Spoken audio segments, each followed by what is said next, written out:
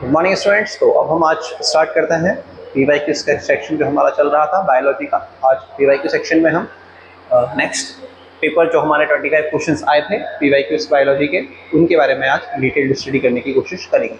तो हमारा जो फर्स्ट क्वेश्चन था इस पीवाईक्यू सेक्शन में, which bryophytes have a thalloid plant body that is dorsiventral. Basically हमें ये बताना है यहाँ पे कि ऐसा कौन सा ब्रायोफाइट्स होता है जो कि बेसिकली जिनके अंदर थैलॉइड प्लांट बॉडी पाई जाती है और वो एक प्रकार से डॉर्सीवेंट्रल होता है ना। इसके विषय में हम बात करेंगे बेटा।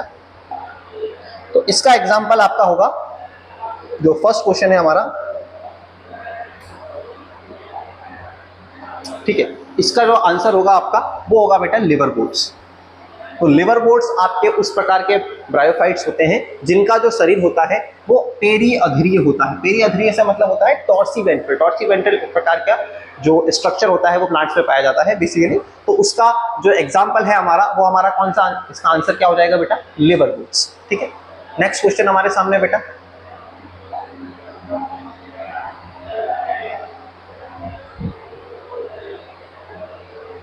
सेकंड क्वेश्चन हमारी स्क्रीन के सामने, what is the main plant body of a bryophyte called. Bryophytes जो एक प्रकार के प्लांट्स होते हैं हमारी, उनकी जो मेन प्लांट बॉडी होती है उसको हम क्या बोलते हैं। तो ब्रायोफाइट्स की जो मेन प्लांट बॉडी होती है बेटा उसको हम बोलते हैं गैमेटोफाइट। क्या बोलते हैं बेटा, गैमेटोफाइट। ब्रायोफाइट्स का जो मेन प्लांट बॉडी होती है या ब्रायोफाइट्स का जो मुख्य पौधा होता है शरीर का, वो क्या कहलाता है बेटा, हम उसको बोलते हैं गैमेटोफाइट। क्या आंसर लिखेंगे बेटा इस क्वेश्चन का हम, गैमेटोफाइट। ठीक है, ओके, इसका आंसर होगा बेटा हमारा गैमेटोफाइट। ठीक है, नेक्स्ट क्वेश्चन हमारे सामने है बेटा, which term is used for plants required for large quantity. जब भी बेटा लार्ज वर्ड आ जाता है, क्या लिखा है हमारे पास, लार्ज। लार्ज क्वांटिटी की बात जब आएगी ना बेटा, दो प्रकार की क्वांटिटीज होती हैं, एक तो लार्ज, दूसरा आपका हो सकता है स्मॉल। स्मॉल के लिए हम वर्ड यूज करते हैं बेटा माइक्रो, और लार्ज के लिए हम यूज करते हैं मैक्रो। तो ऐसे न्यूट्रिएंट्स जिनकी हमारे पेड़ पौधों को ज्यादा मात्रा में आवश्यकता होती है, तो बेटा वो क्या कहलाएंगे, मैक्रो न्यूट्रिएंट्स। क्या कहलाएंगे बेटा हमारे वो, मैक्रो न्यूट्रिएंट्स। अगर इसी की जगह हमारा क्वेश्चन में लार्ज की जगह ये पूछ लेते स्मॉल क्वांटिटी, स्मॉल क्वांटिटी पूछा जाता बेटा अगर हमसे, तो हम लिख करके आते आंसर माइक्रो न्यूट्रिएंट। लेकिन हमारे क्वेश्चन का आंसर क्या होगा बेटा, मैक्रो न्यूट्रिएंट्स। ठीक है, ठीक है, नेक्स्ट क्वेश्चन हमारे सामने, question number 4, which of the following is not a common deficiency system या फिर common deficiency system of essential elements in plants. मतलब जो बेसिकली एसेंशियल एलिमेंट जो होते हैं प्लांट्स के, उसमें से ऐसा कौन सा है जो कॉमन डेफिशिएंसी सिस्टम नहीं है। मतलब कि निम्नलिखित में से कौन सा पौधों में आवश्यक तत्वों की कमी का सामान्य लक्षण नहीं है। तो क्या नहीं है वो पता करना है, तो सबसे पहले क्लोरोसिस, तो इसका आंसर यस है ना। नेक्रोसिस भी होता है, लेकिन हमारा जो इस पे आंसर आएगा बेटा वो आ जाएगा इनहेंस्ड ग्रोथ। क्या आएगा बेटा इसका आंसर, हमारा आंसर होगा इनहेंस्ड ग्रोथ। आंसर में हम लगा करके आएंगे बेटा इनहेंस्ड ग्रोथ, क्योंकि जब ग्रोथ अकेला अगर बेसिक ग्रोथ आता तो हम बोल सकते थे, लेकिन इनहेंस्ड ग्रोथ इसका आंसर नहीं होगा। तो इनहेंस्ड ग्रोथ हम बताएंगे कि भैया जो कॉमन डेफिशिएंसी सिस्टम है उसमें ये नहीं आता। इसका बेसिकली हमको ये आंसर में लगाना है।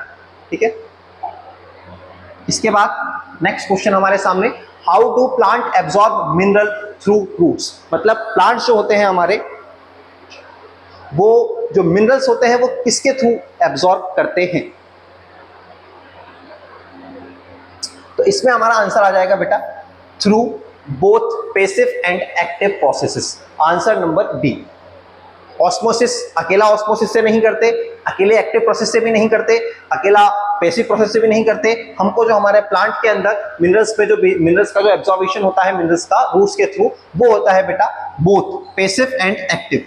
दोनों प्रोसेस के थ्रू हम इसका प्लांट के अंदर ये बेसिक प्रोसेस हमारी जो है होती है या पजेस करती है। आपको क्वेश्चन अगर हिंदी में बोला तो पौधे जड़ों के माध्यम से खनिजों को कैसे अवशोषित करते हैं, अगर आपसे ये पूछा जाएगा तो हम आंसर में क्या लिख करके आएंगे बेटा, through both passive and active processes. दोनों प्रकार की प्रोसेस के थ्रू पौधे अपनी जड़ों के माध्यम से खनिजों को अवशोषित करते हैं। तो आंसर आ जाएगा बेटा हमारा यहाँ पे डी।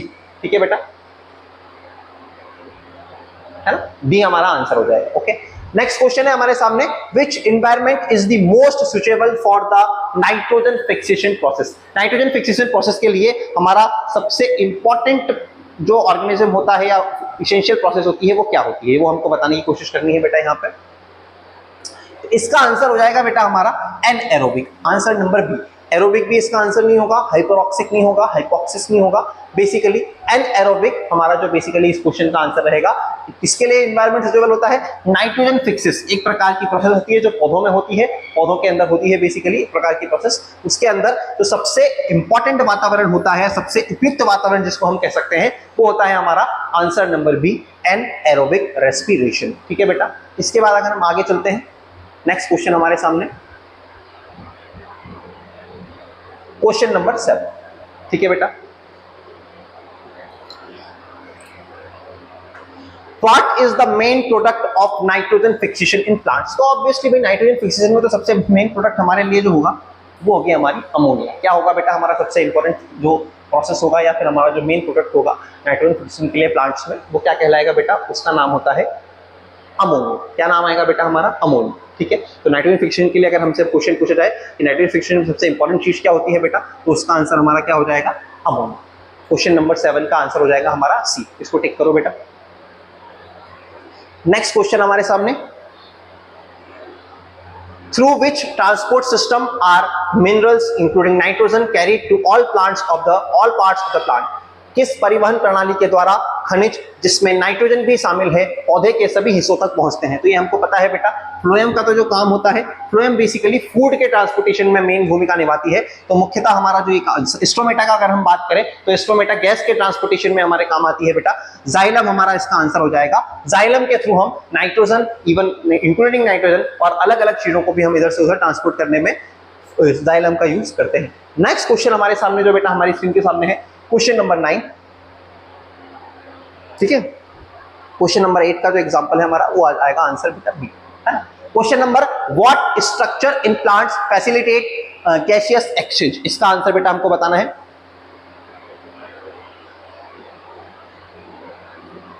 ठीक है, तो इसका आंसर बेटा हमारा क्या हो जाएगा? Which structure of plant exchange gaseous exchange. बताओ बेटा, आपके सामने एक क्वेश्चन है।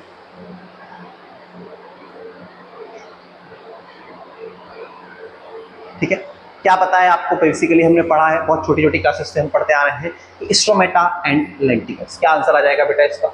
स्ट्रोमेटा का जो मेन काम होता है, अभी मैंने बताया आपको पिछले क्वेश्चन में, स्ट्रोमेटा और लेंटिकल्स जो होते हैं हमारे, वो गैसेस के ट्रांसपोर्टेशन में हमारा काम करते हैं। ठीक है बेटा,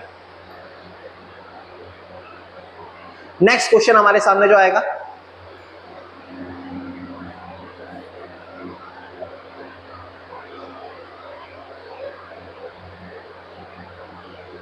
ठीक है, इसमें हमारे पास लिखा हुआ है, which process involves the breaking of carbon carbon bond of complex organic molecules by oxidation releasing energy. इसका बेसिक सा कॉन्सेप्ट है भाई, ऑक्सीडेशन की प्रोसेस जो हमारी होती है वो ग्लाइकोलिसिस में होती है। Pyruvic acid, pyruvate, 1,6 diphosphate, bisphosphate वाला जो प्रोसेस आपने पढ़ा था ग्लाइकोलिसिस, जिसके थ्रू हम आखिरी प्रोडक्ट में हम ग्लूकोज का फॉर्मेशन जो होता है, ग्लूकोज के फॉर्मेशन के बाद जो प्रोसेस होती है हमारी बॉडी में, उसको हम जो बोलते हैं बेटा, क्या बोलते हैं? ग्लाइकोलिसिस। तो 10th का बी। 11th नंबर का क्वेश्चन है हमारा। 11th नंबर के क्वेश्चन में आपके सामने लिखा हुआ है, Where does the glycolysis occurs within the cell। बहुत इंपॉर्टेंट लाइन है बेटा, मैंने बताया आपको, बहुत बार एग्जाम में पूछा जाता है ये क्वेश्चन। साइटोप्लाज्म इसका आंसर होगा। बेसिकली क्या पूछा है हमसे यहाँ क्वेश्चन में कि भैया जो हमारा ग्लाइकोलिसिस की प्रोसेस होती है वो कोशिका के किस हिस्से में होती है या कोशिका के किस भाग में होती है? तो इसका आंसर क्या हो जाएगा बेटा हमारा? साइटोप्लाज्म। साइटोप्लाज्म के अंदर कोशिका का जो बेसिकली ऐसा हिस्सा जहां पर ग्लाइकोलिसिस की प्रोसेस हमारी संपन्न होती है। नेक्स्ट क्वेश्चन हमारे सामने है, what is the ultimate acceptor of electrons in the electron transport system during oxidative phosphorylation. इसका आंसर क्या होगा बेटा? इसके आंसर के तौर पे हमको लिखना है भाई, कहां पे लाइन में आ रहा है ऑक्सीडेशन फॉस्फोराइलेशन, तो ऑब्वियस सा कॉन्सेप्ट है, हमारा आंसर हो जाएगा इसका ऑक्सीजन। क्या क्वेश्चन है बेटा? ऑक्सीकरण फॉस्फोराइलेशन के दौरान इलेक्ट्रॉन परिवहन प्रणाली में इलेक्ट्रॉनों का अंतिम ग्रहणकर्ता जो होगा बेटा हमारा, वो कौन हो जाएगा? ऑक्सीजन। ऑक्सीजन हमारा इसका आंसर हो जाएगा। ठीक है बेटा,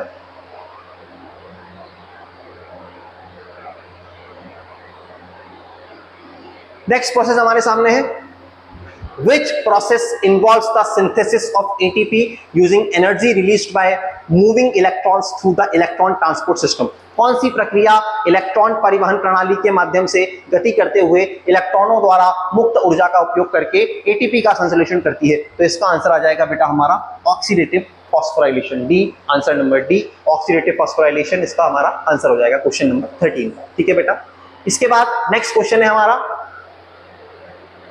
in which terms, what term is used to describe the respiratory pathway due to its involvement in both anabolism and catabolism? तो इसका बेसिकली हमारे पास चार अलग अलग ऑप्शंस हमारे सामने हैं, आंसर होगा इसका बेटा, बताओ आंसर इसका अपने हिसाब से।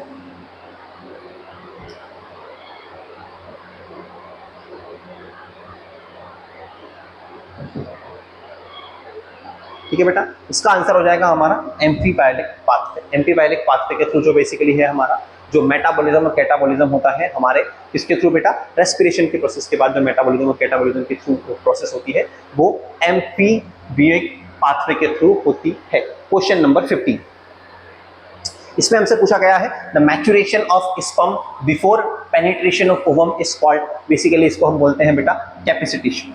क्या बोलते हैं बेटा? एक्टिवेशन और स्पर्मिएशन स्टिमुलेशन एक अलग प्रोसेस है, जब हम रिप्रोडक्शन पढ़ेंगे तो अपन इसके बारे में पढ़ेंगे। इसका जो आंसर हो जाएगा बेटा हमारे 15वें क्वेश्चन का, इसका आंसर हो जाएगा कैपेसिटेशन। ठीक है, इसके बाद नेक्स्ट क्वेश्चन हमारे सामने जो है 16 नंबर का क्वेश्चन हमारे सामने जो है बेटा, इसको देखिए आप,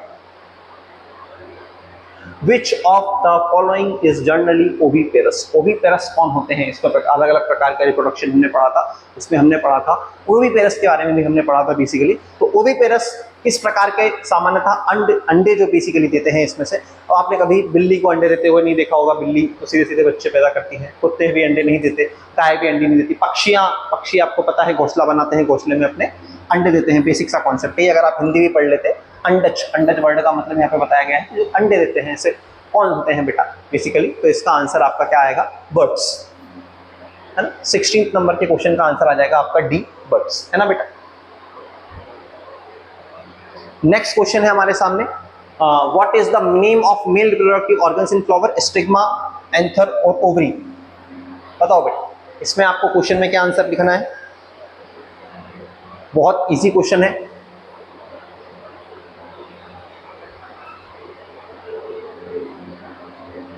बताओ बेटा। इसका आंसर आ जाएगा बेटा हमारा एंथर।